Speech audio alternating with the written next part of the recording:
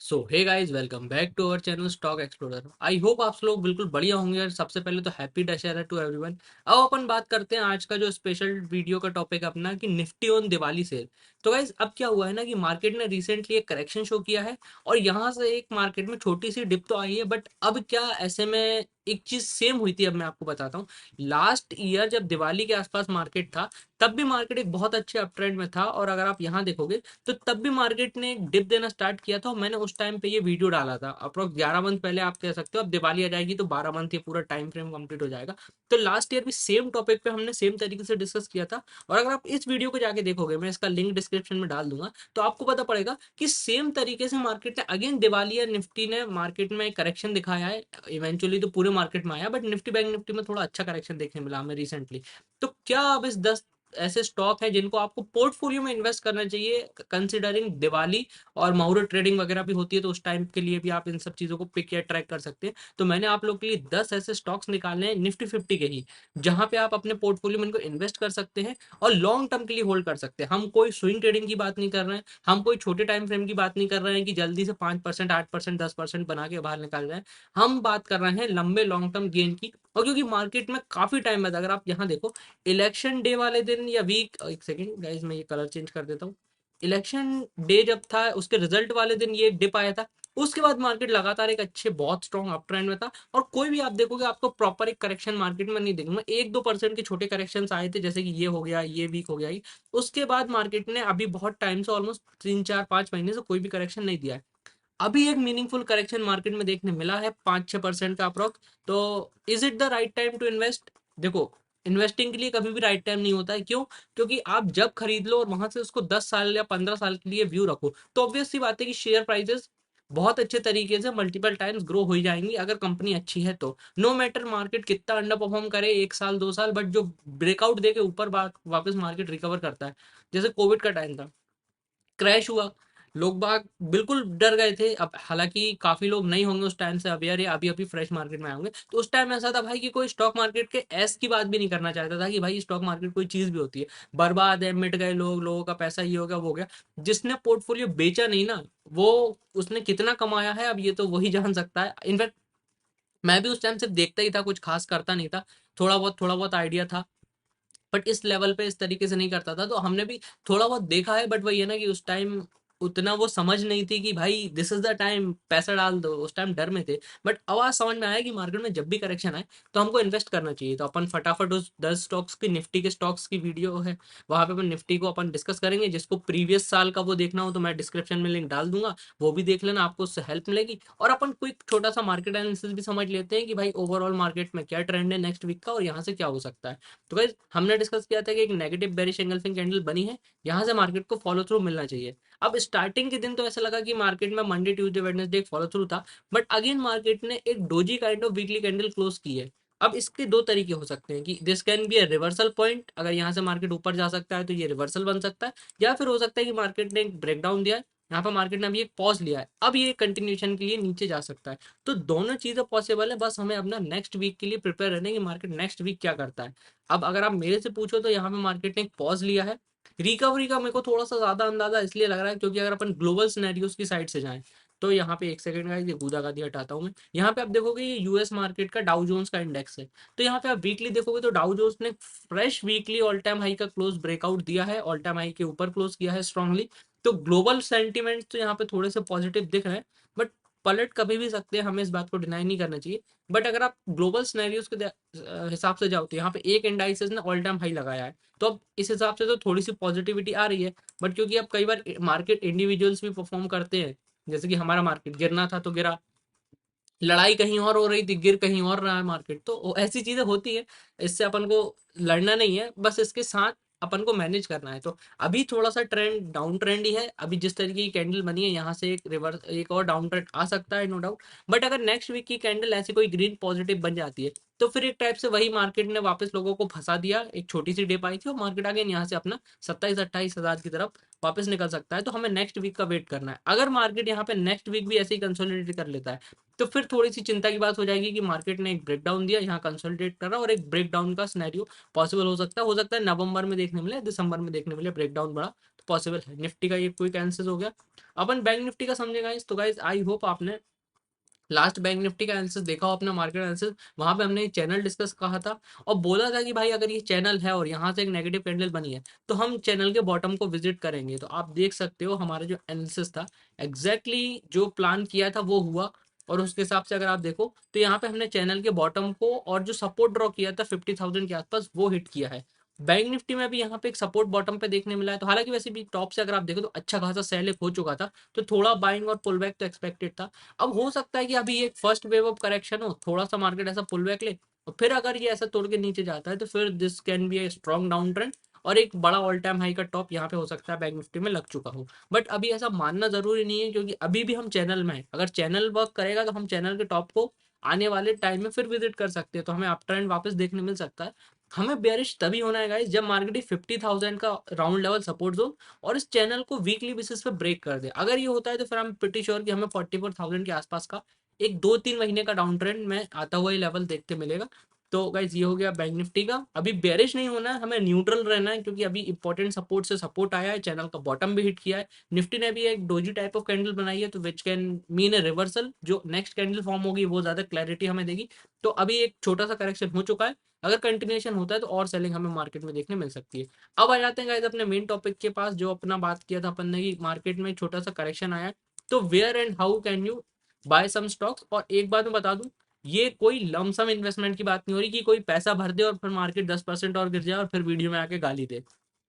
ये बात हो रही है हमें अच्छे स्टॉक्स अच्छे लेवल पे जब आपको सही लगे तब उनको छोटे छोटे पार्ट्स में बाय करके उनको पोर्टफोलियो में ऐड करना है और लॉन्ग टर्म के लिए होल्ड करना है। लमसम का बिल्कुल कोई सीन नहीं है और अपनी रिसर्च भी जरूर कर लें, क्योंकि कई बार ऐसा होता है कि मैं बताता कुछ हूँ, लोग उसको इंटरप्रिटेट कुछ करते हैं और फिर कुछ होता है तो फिर आके गाली कमेंट सेक्शन में देते हैं। जैसे कि जियो जेट का बताया था, अरे भाई उस लेवल की एंट्री कहीं और थी, वो स्टॉक उस लेवल तक गया ही नहीं, तो फिर मेरे से आके क्यों कमेंट में गाली दे रहे हो कि भाई स्टॉक फेल हो गया और ब्रेक डाउन हो गया और ये हो गया। भाई जब एंट्री दे दे ऊपर चला जाए और फिर एंट्री एक्टिवेट करके नीचे हट जाए तो मैं भी मानूंगा कि भाई स्टॉक ने धोखा दे दिया। बट वो चीज वहां तक गई नहीं, ब्रेकआउट ही नहीं हुआ, फिर आप आगे मेरे को बोल रहे हो, तो भाई इसमें मेरी या किसी की गलती नहीं है, ये आपका जजमेंट है कि आप इसको इस तरीके से देख रहे हो। तो यहाँ पे भी सेम चीज है कि अपना जजमेंट लगा लेना पहले अच्छे से और आपको सही लगे। हो सकता है मार्केट में दिवाली तक 10% का और करेक्शन देखने मिल जाए, तो फिर ये मत कहना कि यार तुमने तो यही बता दिया अब वो और गिर गया। तो भाई उसका भी मैं आपको अच्छे से बताऊंगा। बट अगर आप अभी समझो पहला स्टॉक जो अपना है वो है ओएनजीसी। अब ओएनजीसी को देखो बहुत बड़ी कंपनी है, डेफिनेट सी बात है ऐसी चीजें कभी बंद, जो भी ये निफ्टी के स्टॉक्स मैंने सेलेक्ट किए ये कभी बंद नहीं होंगे या कहीं गायब नहीं हो जाएंगे। तो इन्वेस्ट इन्वेस्ट करना डेफिनेटली सेफ है और सबसे सेफ इंडेक्स निफ्टी है, हम सबको पता है पूरी दुनिया में। अगर आप बात करो कोई ग्लोबल इन्वेस्टर भी देखो तो वो डेफिनेटली आजकल थोड़ा बहुत मिड कैप वगैरह कर रहे हैं, बट मेन अपना जो फोकस है वो तो मेन अपना निफ्टी ही रहता है, क्योंकि वहीं पे मेन आपको स्टेबल और स्लो ग्रोथ मिलती है। बट इंडेक्स और देश के साथ साथ यही कंपनियां हैं जो देश को आगे लेके जा रही है। तो अगर आप ऐसे देखो तो पहला अपना स्टॉक है ओएनजीसी। अब स्टॉक का इंट्रोडक्शन वगैरह अब ज्यादा मैं नहीं कर रहा हूँ वरना वीडियो बहुत लंबी हो जाएगी। बट अगर आप रिसेंट प्राइस एक्शन को देखोगे इस डेली टाइम फ्रेम पे तो एक तो बहुत अच्छे रन में था। यहाँ पे आई थिंक ये इलेक्शन डे वाला लो था और यहीं पे आप देखो डेली टाइम फ्रेम पे 200 मूविंग एवरेज था। जैसे ही टेस्ट किया वहां से एक बहुत बड़ा एक रन हमें आने वाले दिनों में देखने मिला 2-3 महीनों में। उसके बाद अब अगर आप देखोगे तो स्टॉक ने यहाँ टॉप से करेक्शन देना स्टार्ट कर दिया ऑलमोस्ट 340 के लेवल से। एक काफी अच्छा करेक्शन हुआ और यहाँ पे एक और नेगेटिव प्राइस एक्शन बन रहा है कि इसने टॉप से सेल तो दिया, अब ये उल्टा बॉटम पे ही कंसोलिडेट कर रहा है। तो अब कई बार होता है कि ऐसे में एसएल हिंटिंग करके स्टॉक ऐसे ऊपर निकल जाता है तो बात वो अलग होती है। बट अगर आप प्राइस एक्शन को ट्रस्ट करो तो यहाँ पे एक बेरिश क्या कहते हैं फ्लैग टाइप का या इन्वर्टेड पोलन फ्लैग टाइप का पैटर्न बन रहा है कि ये सेल आया और अब ये स्टॉक यहाँ से कंसोलिडेट कर रहा है, तो इसके हाई चांस है कि ये नीचे ऐसा तोड़ दे। अगर ये नीचे ऐसा तोड़ता है तो फिर आप देखो कि डेली टाइम फ्रेम पे फिर यहाँ पे एक मूविंग एवरेज है 200 का। तो ऑब्वियस सी बात है जो हम जनरली एक प्राइस एक्शन को मानते हैं कि भाई 200 मूविंग एवरेज पे हमें बाय करना चाहिए, this is a good place to buy. तो यहाँ पे भी वही होता है, वो हमें दिख सकता है कि अगर स्टॉक यहाँ पे 200 मूविंग एवरेज को आके हिट करता है और सेलिंग कंटिन्यू रहती है तो आप यहाँ पे थोड़ी बहुत क्वांटिटी अपनी बाय कर सकते हो। और अगर आप लेवल ऑफ प्राइस करेक्शन की बात करो तो स्टॉक ऑलमोस्ट यहाँ से लगभग लगभग 20% करेक्शन हो जाता है, जो कि बहुत अच्छा करेक्शन माना जाता है। बट अगर आप कोई सोचे कि भाई नहीं मेरे को तो यहाँ चाहिए, मेरे को तो बिल्कुल बॉटम पे चाहिए, मेरे को तो 50% डाउन पे स्टॉक चाहिए, कोई बोले कि मेरे को यहाँ चाहिए यहाँ नहीं भैया मैं तो 180 पे खरीदूंगा, तो भाई उसके लिए आपको मार्केट क्रैश का वेट करना पड़ेगा। अगर आपको लगता है कि 20% एक सफिशियंट करेक्शन नहीं होता है तो फिर आपको ना मतलब साइकोलॉजी डिफरेंस है ये, फिर और कुछ बात नहीं है। क्योंकि 20% एक स्टॉक में बहुत अच्छा करेक्शन माना जाता है। सोचो सोचो निफ्टी 5-6% इतना करेक्ट हो और उसमें कैसे लोगों के पोर्टफोलियो हिल गए। इमेजिन अगर निफ्टी 20% करेक्ट हो जाए तो क्या होगा भाई, अच्छे अच्छे लोग मार्केट छोड़ के बाहर हो जाएंगे। तो यही होता है कि भाई बड़ा होता है वो आजकल दिखता नहीं है जिस तरीके से मार्केट भाग रहा है, वरना 20% पहले भगवान चीज मानी जाती थी, अब तो बहुत इजी हो गया 10-15% के मूव ऊपर नीचे। तो अगर यहाँ पे मेरे को अगर ये इस लेवल पे मिलता है तो हम इस पे यहाँ पे छोटी मोटी बाइंग करने का सोचेंगे। And it depends on your capital. अब जैसे कि हर इंसान का कैपिटल अलग होता है और हर इंसान अपने अलग तरीके से अप्रोच करता है। तो जैसे किसी पे 20,000 से सोचा मैंने ओएनजीसी में इन्वेस्ट कर दूं, अब उसको लग रहा है कि भैया अब ये ना स्टॉक सारे क्राइटेरिया को फुलफिल करते हुए अपन सभी स्टॉक में सेम आइडिया लगाएंगे, जो मैं अब डिस्कस करने वाला हूँ। तो थोड़ा वीडियो ध्यान से सुनना आप लोग। तो अगर आप यहाँ पे समझो कि कोई कह रहा है कि भैया ये नहीं यहाँ से करेक्ट होगा, मैं 200 मूविंग एवरेज पे बाय करूंगा, बट उसके दिमाग में ये भी है कि भाई मार्केट आपने बोला डाउन ट्रेंड में आया है, अभी हल्का सा करेक्शन और बढ़ गया, निफ्टी 10% और करेक्ट हो गया, तो फिर मैं क्या करूंगा, ये तो यहाँ आ जाएगा स्टॉक। फिर आप बोलोगे कि यार भाई मैंने तो यहाँ खरीद लिया, पोर्टफोलियो लॉस में चल रहा है। तो देखो पहली बात तो हमें 10 साल का सोचना है। अब आप क्या सोच रहे हो 10 साल में ओएनजीसी 300 पे ही मटकता रहेगा क्या? नहीं भाई, मेरे ख्याल से 3-4 हज़ार का हो जाएगा तो कोई बहुत बड़ी बात नहीं है, क्योंकि इंडिया की ग्रोथ स्टोरी बहुत लंबी है, मार्केट बहुत लंबे बुल रन में रहेगा, छोटे मोटे करेक्शन है वो सब आते रहते हैं। और मार्केट क्रैश अगर मिल गया तो फिर तो बल्ले बल्ले है भाई, इन्वेस्ट करना तो फिर आपका बनता ही है बड़ा अमाउंट, तो वो एक बात अलग हो जाएगी। बट अगर आप यहाँ बात करो तो स्टॉक एक बेयरिश पैटर्न बना रहा है, जिस पर कि कोई एग्जांपल ले रहा हूँ मैं, उस पर 20,000 का है कि मैं ओएनजीसी में इन्वेस्ट कर दूंगा अगर मेरे को ये मिलता है यहाँ। तो वो क्या करे अगर उसको डर लग रहा है, जैसे ही मार्केट एक तो पहले तो इमीडिएटली यहीं बाय कर ले 5,000 से। एग्जाम्पल दे रहा हूँ मैं, ये करने का नहीं बोल रहा हूँ, मैं क्लियर कट बोल रहा हूँ भाई, मैं एग्जाम्पल दे रहा हूँ। मैं बिल्कुल नहीं कहना चाह रहा कि आप मैं जो बोल रहा हूँ वो करो, आप खुद का एनालिसिस भी करो। आपको अगर वो आंसर सही लगता है तो फिर आप आगे बढ़ो। तो आपको अगर लग रहा है कि यहाँ पे थोड़ा लग रहा है जैसे मुझे लग रहा है, मैं क्या करूंगा, मंडे को यहाँ थोड़ा सा इमीडिएटली बाय कर लूंगा। 20,000 में से 5,000 का मैंने यहाँ बाय कर दिया, अब ये स्टॉक करेक्ट होकर यहाँ आ गया तो 5,000 का मैं यहाँ और बाय कर लूंगा। इनकेस यहाँ पे मार्केट ने ब्रेकडाउन देके यहाँ और डिप मार दी, यहाँ कहीं आ गया 240-230 के लेवल पे दिवाली तक, नवंबर में, दिसंबर में, तो फिर मैं इसका अपना बचा हुआ 10,000 कैपिटल यहाँ और डाल दूंगा। तो फिर ऐसा हुआ कि मेरे अच्छे लेवल्स पे डिप पे बाइंग हो गई, फिर जब यहाँ से करेक्शन रिवर्स करके आने वाले जब भी मार्केट में बुल ट्रेंड आएगा और ये ऊपर निकलेगा तो मेरे को एक अच्छा पोर्टफोलियो यहाँ पे बनता हुआ, मैं परफॉर्म करता हुआ दिख सकता है। अब अपन आ जाते हैं दूसरे स्टॉक पे। गाइस अब देखो टाइटन का भी बहुत अच्छा है। अब हालांकि एक्सट्रीमली सैड की जो हुआ रतन टाटा जी के साथ, वो मतलब अच्छा तो किसी को भी नहीं लगेगा, बट गाइस एक एज फैक्टर बहुत बुरी चीज होती है। इस एज में आके इंसान किस कंडीशन में आ जाता है वो समझना, जो भोगता है उसको समझ में आता है। जो कहते हैं ना भाई, जिसने भोगा है वो चीज वो समझ सकता है। इंसान खुद की दम से उठ नहीं सकता, खुद की दम से एक गिलास पानी नहीं उठा सकता, खुद की दम से किसी का कुछ काम नहीं कर सकता, हर चीज के लिए चार नौकर इंसान को लगे हैं, तो भाई वो कंडीशन अच्छी नहीं होती है।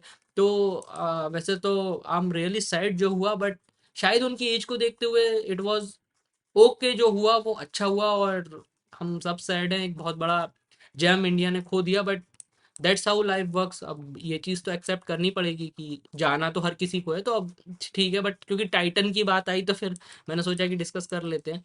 तो अगर आप टाइटन को डेली टाइम फ्रेम पे देखो तो ये स्टॉक भी कितना बड़ा है, वी एवरीबॉडी नोज, क्या कंपनी है क्या है वो आप लोग सब जानते ही हैं। बट अगर आप यहाँ देखो तो ये टाइटन भी 2024 से यहाँ पे इसने हाई मारा था, यहाँ पे वॉलेटाइल हुआ, फिर नीचे आया, ये डेली टाइम फ्रेम पे 2-3 बार 200 के नीचे आ चुका है। बट इसने 3,200 के आसपास अगर आप यहाँ देखेंगे तो पहले ये जो रेजिस्टेंस हुआ करता था, ये अब वीकली टाइम फ्रेम पे कर दूंगा मैं तो और अच्छा प्राइस एक्शन बन जाएगा। यहाँ पे काफी अच्छा इसका रेजिस्टेंस था, और जब ये रिवर्स करके नीचे आया तो यहाँ पे इसने काफी अच्छा सपोर्ट लिया है। अब अगर आप देखोगे तो इसने रिसेंटली फिर से अपने टॉप को विजिट किया, वहां से सेल होके आ रहा है 200 को ऑलमोस्ट नीचे ये क्लोज करना स्टार्ट कर रहा है 1-2 बार, जो कि अच्छी बात नहीं मानी जाती है। तो अगर एक हम जो बात करेंगे, हम 200 मूविंग एवरेज पे इन्वेस्ट करते हैं तो यहाँ पे कोई थोड़ा बहुत बाय कर सकता है। अगर ये और ब्रेक डाउन करके नीचे आ जाता है और आपको ये काफी अच्छा है सपोर्ट जोन दिख रहा होगा, तो यहाँ पे आप इसको थोड़ा और बाय कर सकते हैं। ये भी एक अच्छे लेवल पे है और इसने भी काफी अच्छा एक टॉप से करेक्शन दिखाया है, तो हम इसको कंसिडर कर सकते हैं। एक अच्छी कंपनी है, लॉन्ग टर्म ग्रोथ अच्छी है, हम सब जानते हैं। अब अपन आ जाते हैं एल पे। अब एल का गाइस अगर आप देखोगे तो आपको बिजनेस पता ही है कितना बड़ा है, और ये स्टॉक मतलब कब से बहुत अच्छा परफॉर्म करने की कोशिश कर रहा है। इनफैक्ट इसने किया भी, अगर आप देखोगे 23 से 24 में बहुत अच्छा बुल रन दिया। बट अगर आप इसको लॉजिकली अभी देखोगे तो अब ये बहुत अच्छे डिमांड एंड सप्लाई जोन में फंस चुका है। क्यों? क्योंकि अगर मैं ऊपर से ऐसा एक रेजिस्टेंस ड्रॉ कर दूं तो आप देखोगे 3,800 या 4,000 के आसपास एक स्ट्रॉन्ग रेजिस्टेंस है, जो स्टॉक काफी वीक से ब्रेकआउट नहीं कर पा रहा है। और अगर आप इसकी बात करो यहाँ सपोर्ट की, तो अगर मैं इस सपोर्ट को ऐसा आगे ड्रॉ करूँ तो ये स्टॉक पहले भी रिसेंटली यहाँ पे 3,000 क्या कहते हैं, ये तो हो गया अपना 3800 या 3900 का लेवल। और ये सपोर्ट की बात अगर आप करो तो ये 3300 के आसपास का ये सपोर्ट जोन निकल के आता है। तो ये स्टॉक इसी रेंज में काफी टाइम से फंसा है और अभी टॉप में इसमें फिर से करेक्शन देखने मिला है। तो अगर ये करेक्शन कंटिन्यू रहता है और हमें इस स्टॉक में 3200 के आसपास के लेवल देखने मिलते हैं, तो यहाँ पे एक अच्छी आप छोटी मोटी बाइंग कर सकते हो, क्योंकि इसी रेंज में स्टक है। डिमांड एंड सप्लाई यहाँ पे काफी अगर चल रहा है, नीचे आता है तो बाय होता है, ऊपर जाता है सेल कर दिया जाता है। फिर भाई होता है जैसे ही इस रेंज का ब्रेकआउट होगा ना इस लेवल के बाहर, फिर एक बहुत बड़ा मैसिव हमें ब्रेकआउट स्टॉक में देखने मिल सकता है। तो ये भी एक अच्छा पिक हो सकता है जिसको आप अपने पोर्टफोलियो में थोड़ा थोड़ा ऐड कर सकते हैं। Now talking about another stock जो मुझे काफी पसंद था बट इसने थोड़ा अच्छा परफॉर्म किया, ये हमने लास्ट टाइम भी आई थिंक डिस्कस किया था बॉटम पे, वहां से तो काफी अच्छा परफॉर्म किया, बट स्टिल इसमें एक बहुत बड़ा पोटेंशियल ऑल टाइम हाई का भी बाकी है। क्योंकि अगर आप विप्रो की बात करो तो गाइस 2022 में यहाँ पे इसने एक double top kind of pattern बनाया था। अब रीजन जो भी हो, वहां से स्टॉक बहुत स्ट्रॉन्ग सेलिंग प्रेशर में आया और काफी अच्छा एक मतलब थोड़ा उम्मीद से ज्यादा करेक्शन इसमें दे दिया। फिर अगर आप इसके बॉटम की बात करो तो इसने वीकली पे 200 के आसपास बहुत अच्छा एक बेस बनाया और ब्रेकआउट और रिटेस्ट करके अब ये धीरे धीरे ऊपर जाने की कोशिश कर रहा है। अब इस स्टॉक की खास बात ये है कि अगर आईटी सेक्टर में एक मैसिव रन कंटिन्यू रहता है, क्योंकि अभी थोड़ा सा पिछले 2 4 6 महीने में आईटी स्टॉक्स ने परफॉर्म कर रहा है, फिर भी इसने भी किया है बट एज कम्पेयर टू बाकी स्टॉक जहां ऑल टाइम हाई लग चुके हैं, अगर आप विप्रो को देखोगे तो स्टिल ये स्टॉक अभी भी अपने ऑल टाइम हाई से बहुत दूर है। तो मतलब एक डिसेंटली अंडर वैल्यूड स्टॉक है। अब देखो कंपनी कितनी बड़ी है वो मुझे डिस्कस करने की जरूरत नहीं है यहाँ आप लोग के सामने, वी ऑल नो सारी चीजें बहुत बढ़िया है कंपनी की। थोड़ा अंडर परफॉर्मेंस आया है, थोड़ा गाइडेंस वगैरह खराब आई थी इनकी, इसलिए स्टॉक ने और अंडर परफॉर्म किया। बट ये ना कि अगर आप बहुत लॉन्ग टर्म सोचो तो एक तो अंडर परफॉर्मिंग चीज है, और एक बार अगर ये यहाँ से निकल के ऊपर भागना चालू कर देगा ना तो देखो होता क्या है कि ऐसे अभी किसी को विप्रो विप्रो विप्रो कोई नहीं बोलेगा। जिस दिन ये डबल टॉप पैटर्न निकाल के ऊपर भागने लगेगा ना उस दिन दुनिया इसके पीछे पागल हो जाएगी कि भाई अरे भाई विप्रो डबल टॉप का ब्रेकआउट दे रहा है 4 साल बाद, ये बात वो बात।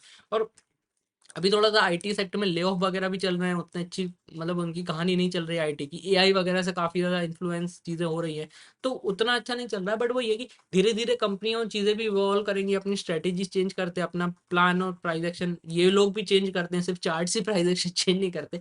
तो जब चीजें इंप्रूव होंगी तो ऐसे ही अंडर परफॉर्मिंग निफ्टी का स्टॉक सोचो कितना डाउन है। और क्या कहते हैं, अगर ये ब्रेकआउट देगा तो बहुत अच्छा एक अप ट्रेंड हमें देखने मिलेगा आई थिंक। अभी कुछ ऐसी खबरें चल रही थी, आई एम नॉट श्योर, मैं हो सकता है गलत भी बोल रहा हूँ मैं, कि इसको निफ्टी से निकाल के कोई दूसरा स्टॉक आ रहा है या फिर शायद ये सेंसेक्स में भी है। तो थोड़ा सा मैं इस चीज़ पे श्योर नहीं हूँ क्योंकि मुझे ध्यान से याद नहीं आ रहा है, बट स्टिल स्टॉक कितना बड़ा है, कंपनी कितनी बड़ी है। थोड़े टाइम पहले तक तो निफ्टी 50 में था, अभी भी है 2 4 महीने से या नहीं है, बस मुझे इसका डाउट है। क्योंकि कुछ ऐसी बात आ रही थी, कुछ शफलिंग होनी है इंडेक्स में, तो शायद इसको बाहर निकाल के कुछ दूसरा ऐसा ला रहे हैं, ऐसा एक आइडिया था। बाकी देखते, आई कैन बी रॉन्ग, मैं इस चीज़ पे श्योरिटी नहीं बोलूंगा। तो देखो बहुत अच्छे डाउन ट्रेंड में है, ऑल टाइम हाई से बहुत दूर है, कंपनी कितनी अच्छी है, अगर ये ब्रेकआउट देके ऊपर जाने लगेगा तो फिर इसमें एक बहुत बड़ा इन्वेस्टमेंट अपॉर्चुनिटी यहाँ पे बनती है। तो यहाँ पे आप थोड़ा बहुत इसको बाय कर सकते हो फॉर द लॉन्ग टर्म। अब अपन आ जाते हैं टाटा स्टील पे। तो गाइस आई होप आपने मेरा स्टील सेक्टर का आंसर देखा हो। वहाँ पे हमने 2 3 स्टॉक डिस्कस किए थे और स्टील का डिस्कस किया था कि इसको कैसे आप ट्रैक कर सकते हो और कैसे वो प्ले कर सकता है थोड़े दिनों में। तो यहाँ पे अगर आप देखोगे तो एक बहुत अच्छा ब्रेकआउट की रैली, एक पुल बैक एग्जैक्टली 0.5 से 6 का रिट्रेसमेंट, और यहाँ पे हमने डिस्कस किया था, और यहाँ पे जिसने बाई किया होगा उसको 10 12% का रिटर्न मिल भी रहा होगा। अभी भी स्टॉक अपने ऑल टाइम हाई से काफी दूर है। और अगर आप लेवल वाइज बात करो कि टॉप से बॉटम तक का, देखो इसने भी 18 19 या बिल्कुल नीचे खींच दोगे तो 20 21% का करेक्शन हो जाएगा। तो this was a really good correction. यहाँ पे आप देख सकते हो कि एक बहुत बड़ा स्टॉक है। अब इसको बताने की जरूरत तो है ही नहीं कि टाटा स्टील कितनी बड़ी चीज है और कितना इनमें कैपेबिलिटी है। तो विद टाइम ये बहुत अच्छा ग्रो हो सकती है। इन स्टॉक्स में हमेशा बाय द डिप करना चाहिए हमें। अभी एक डिप मिल रही है तो आप इस स्टॉक को थोड़ा बहुत खरीदने का कंसिडर कर सकते हो। अब आ जाते हैं अपन एक और बहुत ही फेमस स्टॉक जो सभी का बिल्कुल लाडला और प्यारा था एक टाइम पे, बट अब लोग तरस रहे हैं इसको लेने के लिए क्योंकि वो लेवल्स अब आ ही नहीं रहे।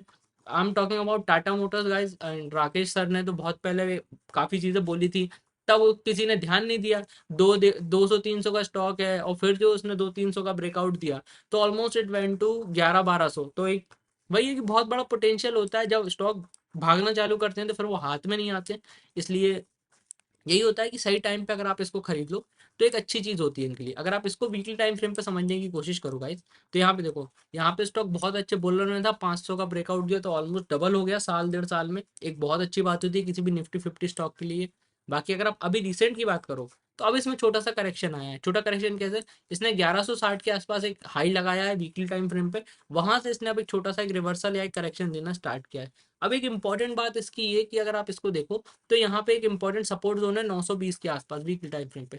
पूरा करेक्शन करने के बाद एग्जैक्टली स्टॉक सपोर्ट पे आया और यहाँ पे एक सपोर्ट थोड़ा सा आता हुआ दिख सकता है आपको। कैंडल में बॉटम पे एक रिजेक्शन आया है, विक बनी है, तो यहाँ पे एक छोटी सी बाइंग हुई है और ऑब्वियस सी बात है कि यहाँ पे प्रीवियस भी एक सपोर्ट रह चुका है। तो इस लेवल पे आप छोटा मोटा थोड़ा सा इसको बाय करने का सोच सकते हो। अब हो सकता है कि आने वाले टाइम में ये इसको ब्रेक डाउन करके और नीचे आ जाए। अगर और नीचे आ जाए तो ये तो और खुशखबरी की बात है कि आपको एक बहुत अच्छा स्टॉक और अच्छे वैल्यू और भाव पे देखने मिलेगा करेक्शन के साथ। बट अगर आप अभी भी यहाँ भी आप इसका करेक्शन देखो तो फिर आप देखोगे कि ये ऑलरेडी 20-22% ऑल टाइम हाई से अपना करेक्ट हो चुका है। तो 20% भाई बहुत अच्छा करेक्शन होता है स्टॉक में। आप थोड़ा मोड़ा तो इसको बाय कर ही सकते हो, बाकी इंडिविजुअल प्रेफरेंस होता है। किसी को चाहिए कि नहीं मैं तो 720 पे ही खरीदूंगा या मैं हो सकता है 600 पे खरीदूंगा, तो भाई उसको मार्केट क्रैश का वेट करना पड़ेगा। अगर निफ्टी 20% करेक्ट हो जाएगा तो आपको टाटा मोटर भी 500 के भाव पे मिल जाएगा, सीधी बात। बाकी ये करेक्शन डिसेंट हो चुका है, इसको छोटा मोटा आप अपने पोर्टफोलियो में ऐड कर सकते हो। Now coming to very special stock जिसका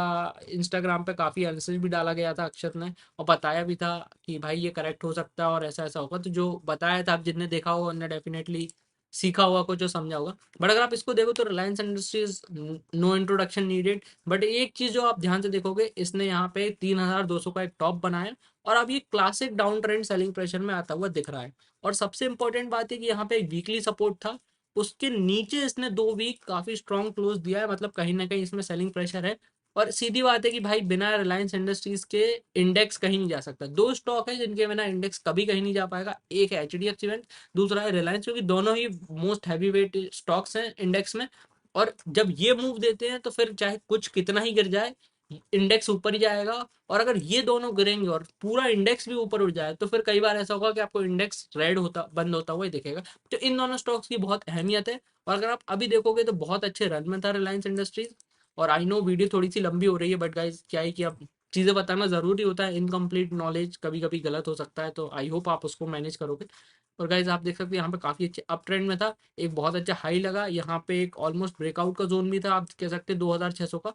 और अभी रिसेंटली मैं अगर आप इसका प्राइस एक्शन देखो तो ये इसका वीकली ब्रेकआउट था और ये रिसेंट सपोर्ट था जो टूट चुका है। तो अगर रिलायंस इंडस्ट्रीज थोड़ा और करेक्ट होता है और 2600 के भाव के आसपास मिलता है तो this can be really good buying opportunity. Stock कितना बड़ा है ये हम सब जानते हैं। अब हम आ जाते हैं एचडीएफसी बैंक के पास। गाइस ये भी वही कहानी है इसकी, ये भी स्टॉक बिल्कुल 3 साल से ना ये 1700-1800 की रेंज के आसपास जाता है, हिट करते ही बड़ा करेक्शन देखने मिलता है। अब पता नहीं ऐसा कौन इसको ऑफलोड कर रहा है या कौन चाहता है कि अभी ब्रेकआउट ना दे, वी डोंट नो। बट एक बहुत बड़ा इसमें पोटेंशियल है। एचडीएफसी बैंक कितनी बड़ी चीज़ है वी ऑल नो, कितना इसका वेटेज इंडेक्स में ये भी हम जानते हैं।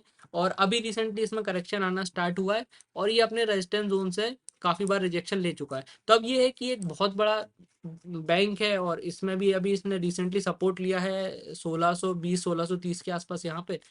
तो अगर ये यहाँ पे छोटा मोटा और करेक्शन दिखा के नीचे आता है तो वीकली टाइम फ्रेम पे आप देखोगे यहाँ पे 1500 के आसपास 200 मूविंग एवरेज है वीकली टाइम फ्रेम पे, और ये हमेशा यही कर रहा है।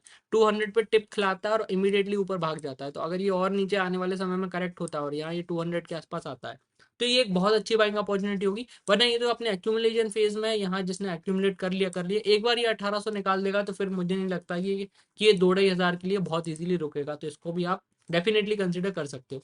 दूसरा स्टॉक बैंकिंग स्पेस में मुझे जो लगता है कि जो थोड़ा ठीक ठाक करेक्शन दे रहा है तो कुछ और भी स्टॉक्स, बट उतना अच्छा उनमें करेक्शन नहीं आया है। बट इसको अगर आप देखोगे तो थोड़ा मुझे लग रहा है कि इसमें और करेक्शन आ सकता है। तो आईसीआईसीआई बैंक अगर आप देखोगे तो एक ओवरऑल बहुत अच्छे बुल ट्रेंड में है, काफी अच्छा इसने ब्रेकआउट भी दिया, ऑल टाइम हाई भी लगाए, ऑलमोस्ट 1350 के लेवल का इसने लेवल हिट किया और फिर वहां से एक अच्छी खासे करेक्शन में ये प्राइस एक्शन शो कर रहा है। बिल्कुल अगर आप इसका रिसेंट प्राइस एक्शन भी गाइस समझने की कोशिश करें तो यहाँ पे देखो इसने एक कंसोलिडेशन करा बट एक बेरिश कैंडल का ब्रेक डाउन करा। अब अगेन ये बेरिश फ्लैग बना के फ्राइडे को इसने एक नेगेटिव कैंडल क्लोज की है।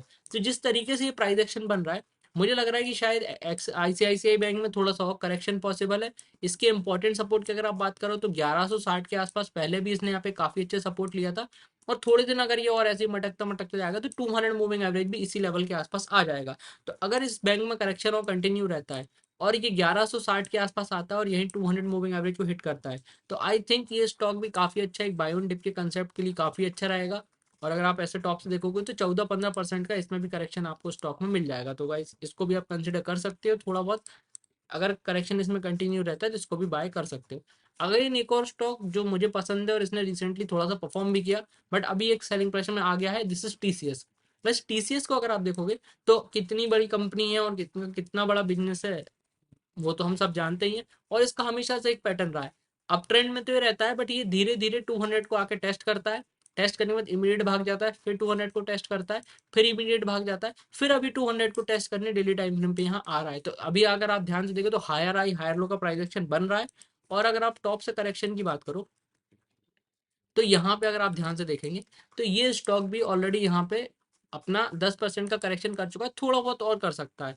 तो अगर ये यहाँ पे थोड़ा बहुत और करेक्ट करके 200 मूविंग एवरेज पे कोई स्ट्रॉन्ग प्राइस एक्शन बनाता है तो इसको आप थोड़ा बहुत अभी यहाँ पे बाय करने की सोच सकते हो। और अगर मार्केट में करेक्शन कंटिन्यू रहता है तो फिर बॉटम के लेवल पे आप इसको यहाँ पे समथिंग 3600 3700 के भाव पे और अच्छे लेवल पे खरीद सकते हो, जो कि काफी अच्छी एक इन्वेस्टमेंट अपॉर्चुनिटी आपको स्टॉक में मिलेगी। हाँ, अगर स्टॉक और इंडेक्स यहाँ से 10-15% और करेक्ट हो जाते हैं तो फिर आपको आप रेडी रहना पड़ेगा थोड़े अच्छे फंड के साथ, क्योंकि मार्केट में रिसेंट कोई करेक्शन दिया नहीं है।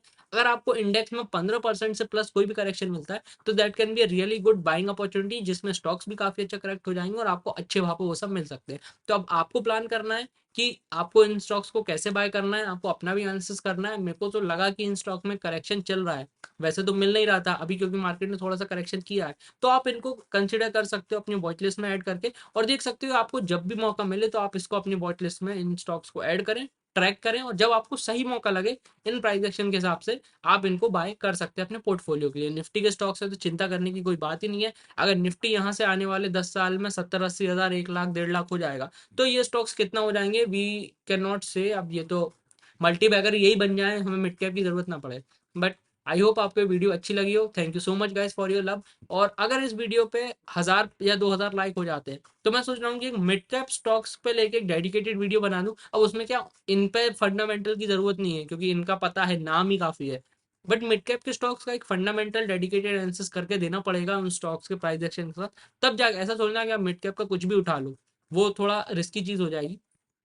तो वो वीडियो थोड़ी लंबी होगी, उसमें मेहनत ज़्यादा लगेगी। तो अगर आपको इस तरीके की वीडियो पसंद आए तो आप ज़रूर उसको लाइक कमेंट शेयर करके मेरे को बताओ कि भाई हाँ आपको पसंद आ रही, फिर मैं डेफिनेटली आपको आने वाले दिनों में मिड कैप की भी एक टॉप 10 पिक्स दिवाली के लिए बना के दूंगा। तो गाइस आई होप आपको वीडियो अच्छी लगी हो, लाइक कर लो, कमेंट कर दो, और भाई सब्सक्राइब कर लो नए लोग, मज़ा आ जाएगा। Thank you guys, bye bye.